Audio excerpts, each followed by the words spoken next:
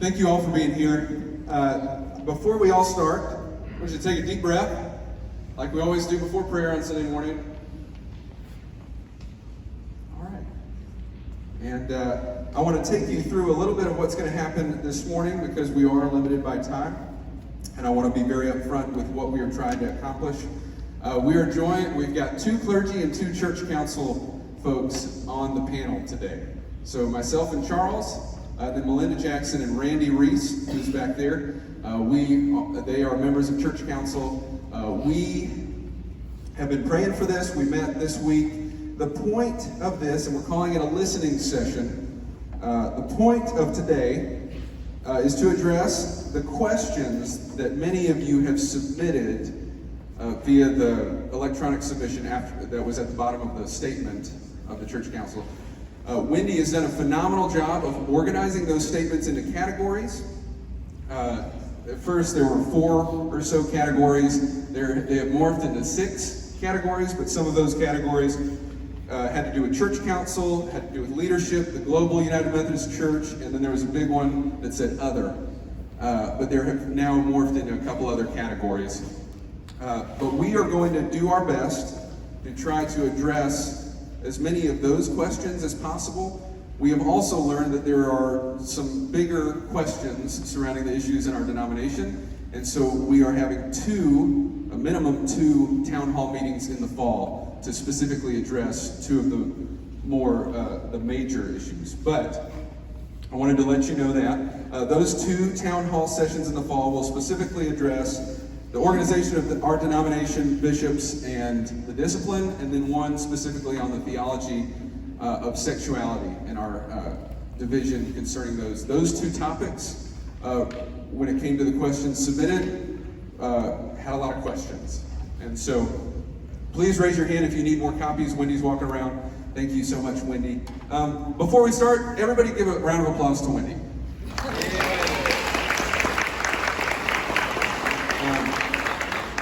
Now, the committee that's in charge of communicating and education, we are working on the first date of the town hall meeting, the first town hall meeting. That will likely be the week of September 12th. That's a Sunday. We're trying to work on exactly when that is because we want choir members to attend. We also don't want to be landlocked between services. So we're going to work on that. September 12th, though, the week of September 12th, we're working on that. The goal of these and future meetings, I want you to know this, the goal is that no one feels uninformed and that no one feels out of the loop. It's a frustrating thing, especially the last year of 2020, a lot of us felt out of the loop on a number of things. So we want you to know what is going on in the United Methodist Church, and we don't want you to ever feel like you had to find out from someone else. That's one reason we created the UMC 411 part of the website with our UMC 101 videos. We've got a great one on apportionments coming out tomorrow. That should be awesome.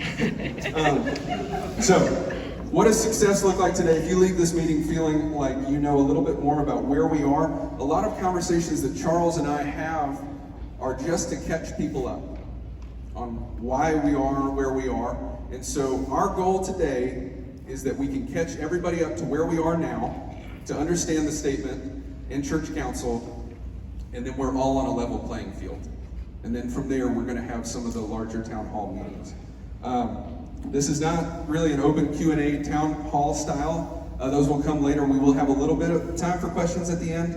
But I just want to reiterate, this is to keep us informed. I don't want anybody to feel out of the loop. If you do, ever, please talk to one of us. There's church council rosters. Those folks do have knowledge of what is going on. And if you feel out of the loop, please feel free to contact us, the clergy, the members up here on the panel. And honestly, just take a look around in this room. These are folks who love the church, all right in here. And there's a lot that aren't here, obviously, but I'm thankful for your presence. So let us have a word of prayer.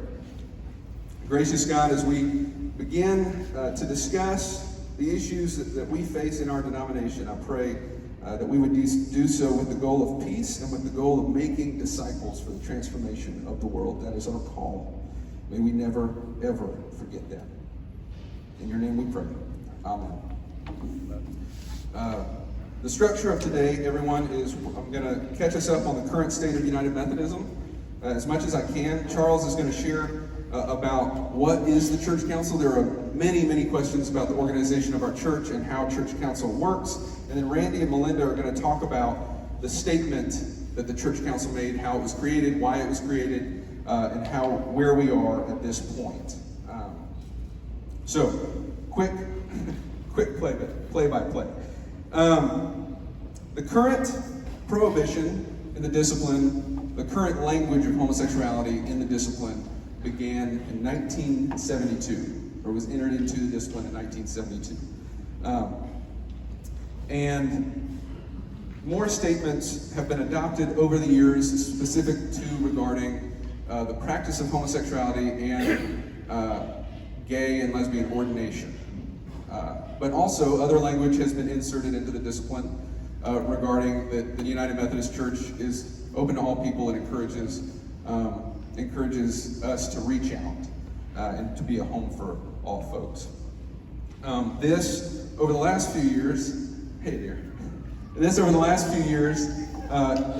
especially in Western Europe and North America, has become a larger issue. I was reminded by a friend and colleague in the Methodist Church that for other parts of the world, this stance is not a priority.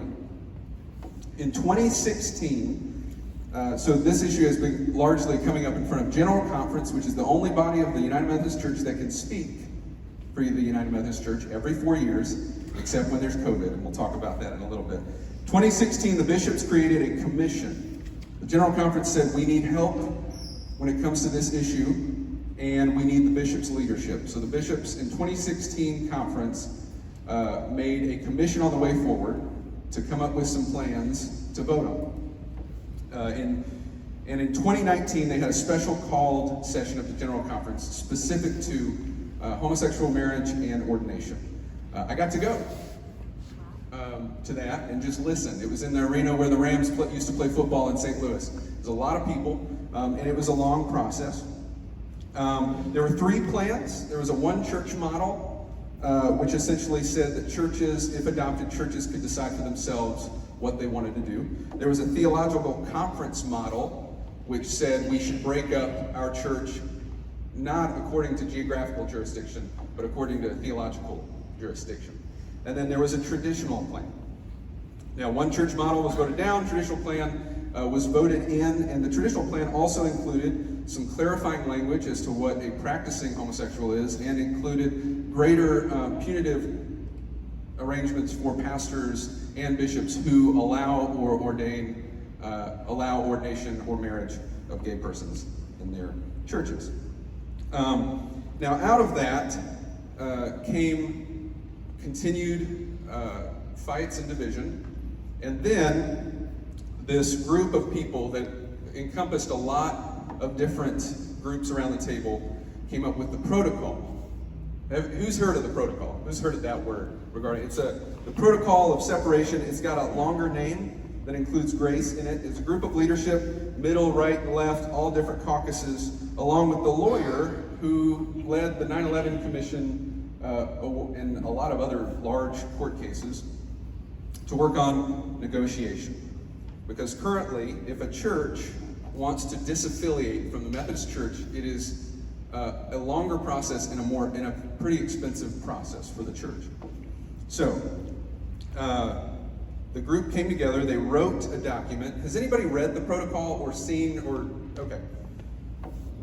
They created the protocol. Now, I was rereading the protocol last night. All of the language entered into the protocol is regarding the 2020 General Conference, which did not happen. They moved it because of COVID to 2021, and now it is set for August 2022.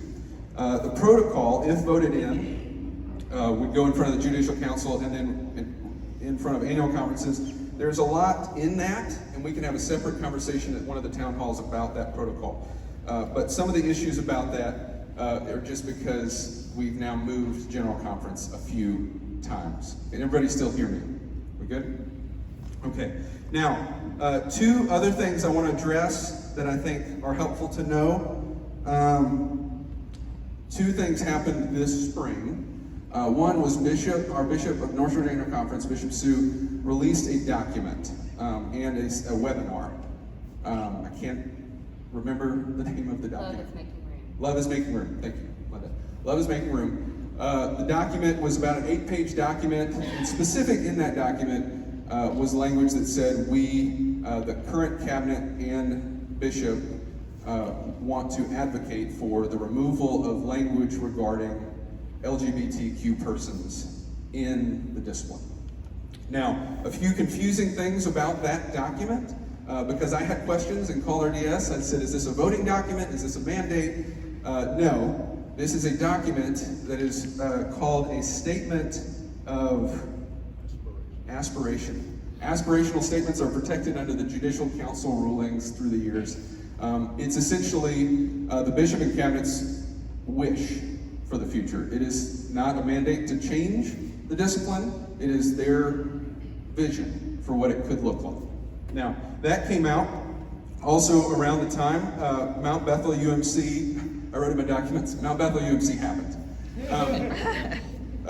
There were a lot of sides to this story, and there's a lot of information floating around and a lot of hearsay that I'm listening to from clergy and from colleagues and from different things. All that I think I can address is that Mount Bethel, the bishop announced that the pastor, Jody Ray of Mount Bethel, was going to move, and Jody Ray declined, and the whole church, well, a large portion of that church, I should say, petitioned the move. So that has been happening, and it hasn't been a very nice situation for Methodists. People from all over have been texting me saying, hey, I'm hearing about what's going on in Mount Bethel in North Georgia. Mount Bethel is the largest church in North Georgia. And so that happened, and then there was a statement released recently that Mount Bethel is currently accepting their new pastor under protest. And that's pretty much all I can say, or literally can say, about what I know about that situation.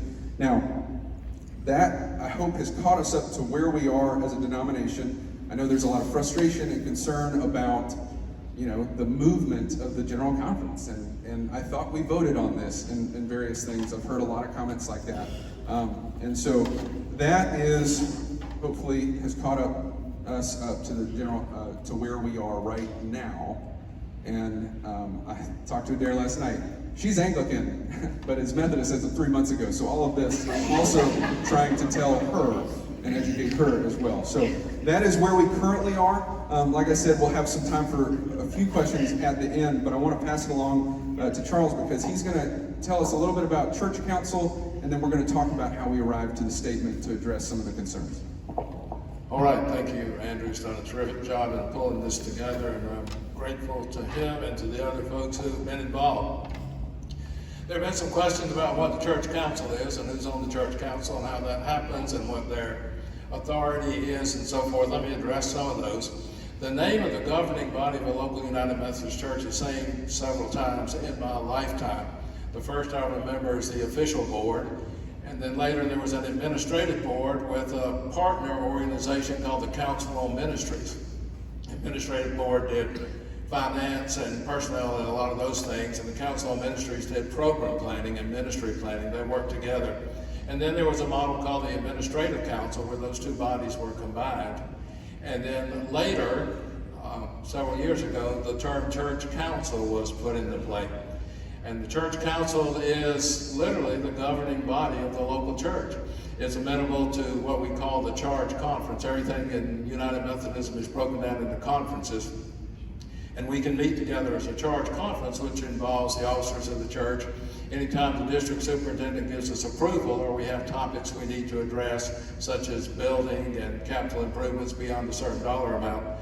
But also at those times we can have what's called a church conference, which means every member of the church has a vote, not just the officials. But the church council is amenable to those conferences. And you remember the time when the district superintendents used to come around to every local church every year in the fall, at least once a year. Before that, some of you are old enough to remember quarterly conferences, but that's way back. They'd come around once a year. They would meet with the local church, budgets would be approved, and officials would be elected. And then district superintendent started doing cluster charge conferences, putting several churches together. And then last year with the virtual charge conference during COVID and so forth, it changed and looked like something I had never seen before. But a charge conference is the governing body. The church council answers to that. How is the church council chosen? Through the Committee on Leadership, Development, and Nominations. We used to call it the Nominating Committee. It's the same thing.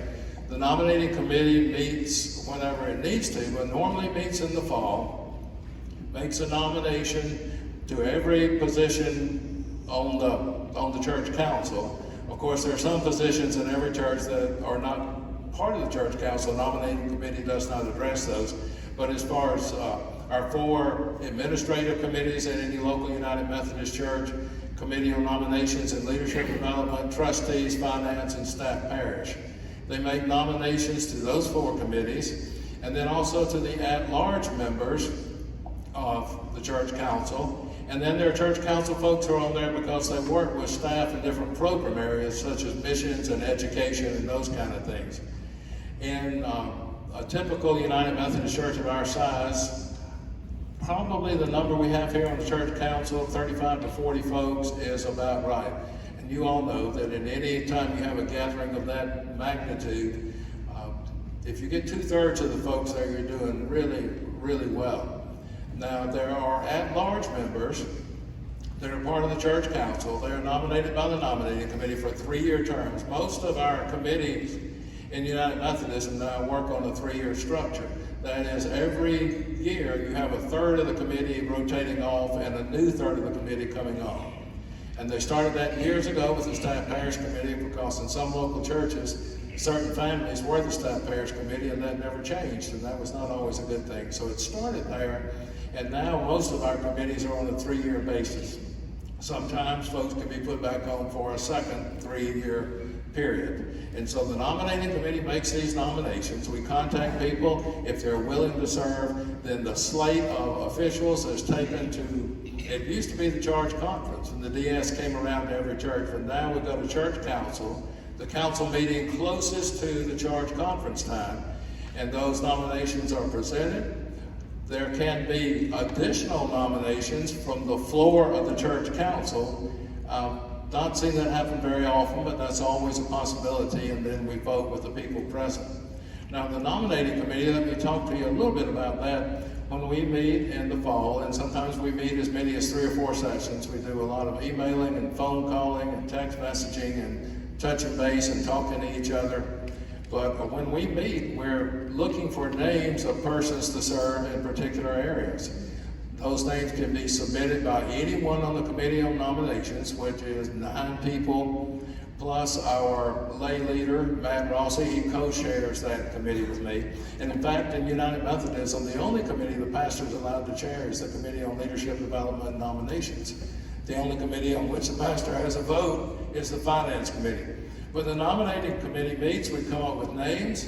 Sometimes we'll get 3 or 4 names for a position in that meeting. We do a secret ballot kind of thing. People will write down the name they prefer. Those are folded and counted, and the persons who receive the most votes on the committee are contacted first. If they say no, then the second person, and so on. We keep that list going. Also, any church member can ask to be considered for a particular committee. Now, last time around, we had several folks who expressed interest. Some of those folks were placed on committees. Others, when the committee got together and talked and met, their names did not come to the top of the list. And I hate that. I think we always need to be careful when we're doing that. Look at the overall makeup of our committees, and especially the church council. Is every demographic in the church represented? Every age group, male, female, longtime members, new members? We need all those perspectives on the church council, I think, for it to be most effective. Sometimes it doesn't work out that way, but that's our goal. That's what we hope for and work for. With the church council, now we have about 18 at-large members, plus other members, clergy and staff, non-voting members who are there. And then folks who are on there by virtue of chairing, the chair of finances on the church council and staff parish and trustees and all these different groups. So probably, like I said earlier, 35 to 40 people. If everyone shows, we meet at least quarterly. Usually we'll have an additional meeting in the fall to approve nominations and finalize the budget. Sometimes that happens in the next year, the next calendar year. But Alan Bell is our chair of the church council right now. Alan does a terrific job with that. I believe he's in his third year of chairing the council, and is a well-respected leader in this church, and a good leader. He's in a good place. He's helped us with some of the things you're going to hear about. So that's what the church council is. The discipline specifies that. They have final say on many of the church issues. Some of the issues, such as appointment of clergy, go directly from Staff Parish Relations Committee to the district superintendent. But on most matters, the church council has the final say, and we try to make that a body representing the entire church. And if we have time at the end, I'll answer any particular questions you have about that. One thing, let me say this, and then I'll pass the microphone on. I think when someone is going to serve in a position of leadership in a local church, that needs to be someone who is supporting that church with their prayers, their presence, their gifts, their service, and their witness. I think it's that important. Folks who are not engaged and not plugged in, we don't write those folks off. We love them, we care for them if they have a need in their life, but I don't think folks who are not plugged in and engaged and supporting the church need to be in positions of leadership. And some of that is just a personal expression on my part, but we can talk about that later. Many of you have come and talked to me about these things. I'm usually around. I'm easy to get a hold of. Please get in touch anytime. All right. Thanks, Charles. I meant to do this earlier, but now it's Melinda and Randy's turn. But I wanted y'all to introduce yourself for any folks who don't know you, and kind of how long you've been here and what capacity you serve on the church council. Absolutely. My name's Randy Reese. We've been tuning in about 5 years ago.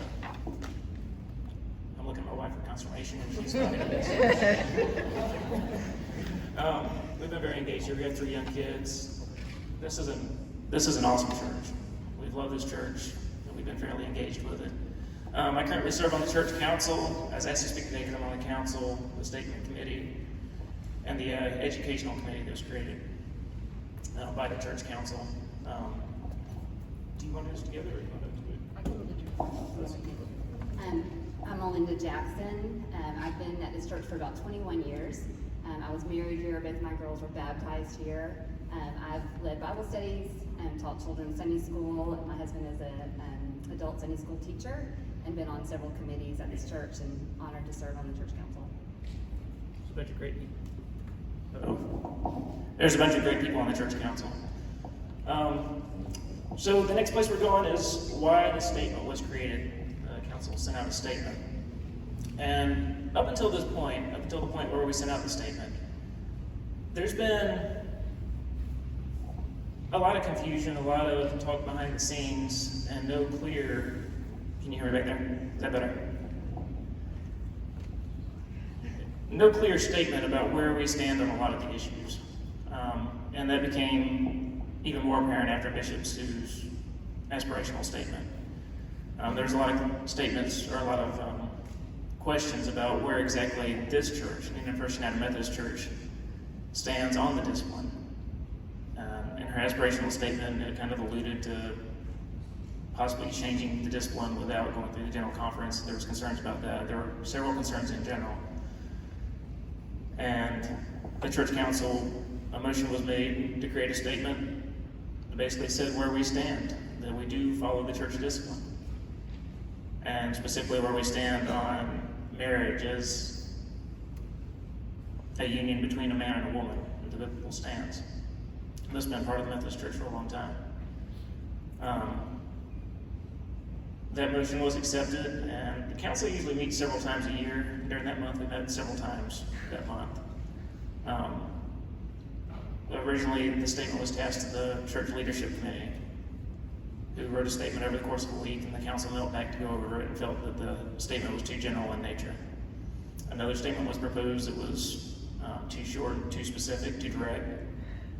And then the council came up with the idea of coming with with a committee to write the statement. We took volunteers, and I don't know the exact number, it was 8 or 9 people that all wrote their own statements and wrote them in together, and then met together as a group to kind of merge the statements together and go over it line by line until you have what we have here. The statement that was passed out before this meeting started. There's also a feeling that there's a lack of knowledge and a lot of confusion on how the church works in general, and an educational committee was formed, again by volunteers, not just by people on church council, but anybody that was willing to help educate the church on these issues, the upcoming issues with the protocol and the possible split of the denomination, the organization of the church, and in recognition that not everybody feels exactly the same way, town halls to where we can discuss it as a church and find out exactly where we do stand. So we formed those committees. We sent out the statement, and that's sort of how it came to be. Linda, would you like to add anything? Yeah, there's not a lot for me to add to that, but I think I will just say that this was done through a lot of prayer and forethought.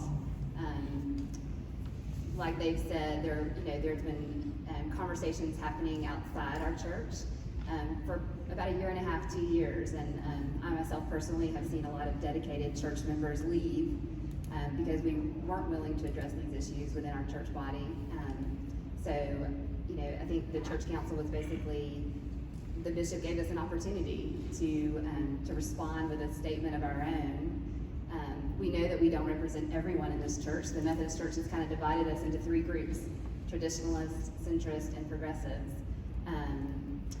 I myself am a traditionalist, and I represent the group of people that I'm around the most in the church. Traditionalists primarily believe in the primacy of Scripture. We believe that God's plan was developed in love, and the principles He sets for us are based in love.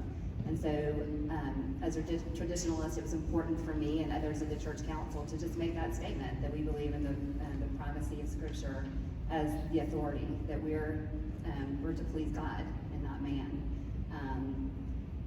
There's a lot going on in our district, and I just encourage all of you to continue to pray. This protocol of separation was supposed to be voted on, like Andrew said, in May of 2020. So, most of us thought this would be behind us, but it's not. And so, the church council, really, our purpose is not to make a decision for the church. Our purpose is to educate and to allow for the church body to make an educated decision when that time comes. So this is a start, and that was the council's intention. Thanks, Melinda. A few things real quick I want to share about the protocol. After rereading, I shared with a clergy friend, I said, so this will go up in front of General Conference and it'll vote through. And he said, well, maybe with amendments, maybe with it changing. A lot of things happen in front of the 862 delegates to the General Conference. So there's a lot of uncertainty about that. And like Melinda said, we want to, as things roll out, as things happen, we want to continue to keep you educated, which is why we had the committee that wrote the statement, which both of you were a part of. And I also created a committee by accident called the Education and Communication Committee, which Lewis and I are both a part of, and others, and Wendy, which is very helpful. And our goal is literally to educate our congregation and to keep us informed so that we're not the last people to know. A few things, there was another category called kind of voting in the future of the United Methodist Church. I just told you a little bit about what happens with a protocol and when it goes on the floor and different things. If you need any help, understanding Robert's rules, I think we've got an SPR, a lawyer guy right back there in the blue shirt, to help you understand Robert's rules. But we don't quite know how it's going to happen. So as far as voting goes, we will continue to educate you on what that means. But as far as now, there is nothing really to vote on except for disaffiliation, the protocol would make that less expensive and change the length of time of that. So, Eric. So, just to be clear, for those of us who have read it and have not read it, is there a chance we could just get a quick layman's view of what the protocol change in practical terms will do if Sure. it is voted and passed? Yes. If the protocol is passed as it is, there will be a post-separation United Methodist Church, and there will also be churches that come out of that. Now, specific to how the protocol works, churches will have an opportunity to vote in a specific amount of time. Annual conferences will vote and churches will vote. They have at least a year, I believe, to vote. Correct me if that's wrong. There were a handful of different numbers, but again, that has changed since 2020 has changed. The traditionalist post-separation Methodist Church that comes out of the post-separation United Methodist Church, a certain amount of money will go to that church. There was $25 million separated for that for the church that is traditionalist to come out of the Methodist Church, and then there were also $2 million set aside for other churches that come out, other denominations that come out of that church. There were also $39 million set aside for racial reconciliation from all parties. Eric, I may need a little bit more time in the next town hall to answer specific to that, and I apologize. Are there any other questions specific to things today that we've talked about? Yes, ma'am. How could we get a copy of the statement that you all presented? Yes, so at the end of this, I will get us, do we have any more copies? Here, let me give you one right now. Also, the statement is on noonanfumc.org/UMC411. You can find the statement there. Also on that website, which I'm thankful for Wendy for doing this, you will see exactly the process by which we are going through this together. We're going to continue to update and keep information on there as we update everybody what is going on from church council, church-wide. There, that specific page is where you can find all the information to stay informed about what's going on, as well as our future meetings. Good question. Any other questions?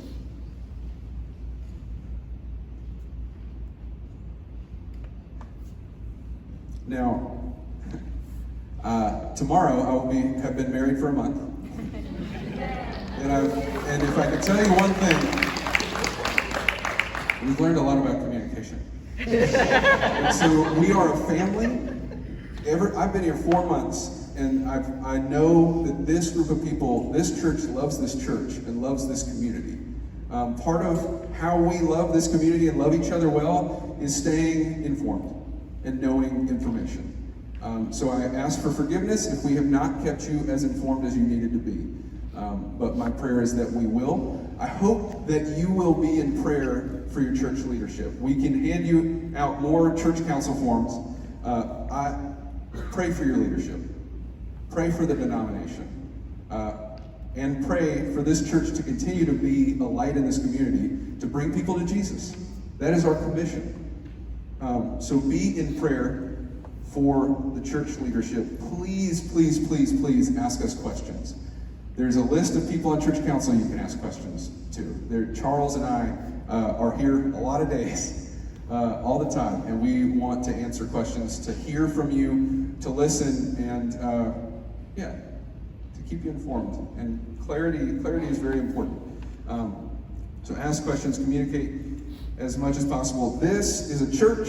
This should be the safest place ever to share any concerns and opinions and thoughts. It should. It's our home. You've welcomed us into this home very graciously, and I'm thankful for it. But this is a home where it should be safe to discuss, and that is our prayer. And so I invite you now, again, to take a deep breath and bow with me as we go to God in prayer. Gracious God, I thank you for your church. I thank you that you have called us, the God of the universe and creation has called us to be a light and to follow him. God, I pray for clarity. I pray that we would listen to one another, that we would be agents of peace, and that we would continue to be the church you have called us to be. God, thank you for the church leadership, for all the names on the list and all the names not on the list. That's not the only leadership of this church. But God, I pray for the entire leadership, that you would work in their hearts, continue to be a source of calm and peace as we work on things together. God, I pray for the leadership of our denomination, of our conference, that you would continue to surround their hearts. And God, I pray that when people enter this space, they would know they are loved and they would know they are home. God, we give you thanks. It's in Jesus' name that we pray. Amen. I'm going to ask, Wendy, could you go get more statements? Thank you. Wendy's going to go get more statements. Come up front and ask me any questions. I'm going to write down names. If you need a copy of anything, please let me know. We'll get you whatever you need. Thank you for loving your church. And thank you for loving Jesus. So now we get to go to worship in a few minutes. So thank you. Y'all are dismissed.